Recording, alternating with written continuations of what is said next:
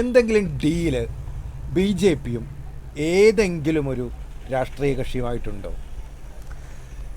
സത്യത്തിൽ ഈ വയനാട്, പാലക്കാട്, ചേലക്കര ഉപതെരഞ്ഞെടുപ്പിൽ ഡീൽ ഒന്നും ഇല്ല എന്നാണ് എൻ്റെ വിശ്വാസം. കാരണം അടുത്ത് വരുന്ന നിയമസഭാ തെരഞ്ഞെടുപ്പിൽ ഒരുപക്ഷെ ഡീൽ ഉണ്ടായേക്കാം. പക്ഷേ ഇപ്പോൾ യഥാർത്ഥ ശക്തി ചേലക്കരയിൽ ബി ജെ പിയുടെ യഥാർത്ഥ ശക്തി, പാലക്കാട് യഥാർത്ഥ ശക്തി, വയനാട് യഥാർത്ഥ ശക്തി, ഇത് തിരിച്ചറിയുന്നൊരു അവസരമായിട്ടാണ് ബി ജെ പി ഈ തെരഞ്ഞെടുപ്പിനെ കാണുന്നത്.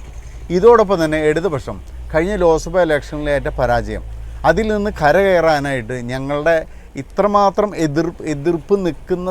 എതിർപ്പ് മാധ്യമങ്ങളിൽ നിന്നും പ്രതിപക്ഷത്തിൻ്റെ കയ്യിൽ നിന്നും എല്ലാ മേഖലയിലെയും സർവ്വ എതിർപ്പുകൾ നിലനിൽക്കുന്ന സമയത്ത് അടിസ്ഥാനപരമായിട്ട് ഞങ്ങൾക്ക് എന്ത് ശക്തിയുണ്ടെന്ന് തിരിച്ചറിയുന്നതിനുള്ള അവസരമായിട്ടാണ് ഈ തെരഞ്ഞെടുപ്പിന് ഇടതുപക്ഷം കാണുന്നത്.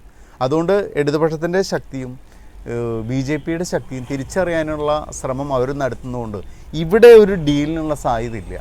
കാരണം ഇതൊരു വെറും ഒരു ക്വാർട്ടർ ഫൈനലാണ്. ഇനി സെമി നടക്കാനുണ്ട്, ഫൈനലുണ്ടെന്ന്. അപ്പോൾ സെമിയും ഫൈനലും ഒക്കെ വരുമ്പോൾ ഒരു പക്ഷേ ഡീലുണ്ടാവാം. പക്ഷെ ഇപ്പോൾ ഈ ഉപതെരഞ്ഞെടുപ്പിൽ ഒരു ഡീൽ സാധ്യത ഞാൻ കാണുന്നില്ല.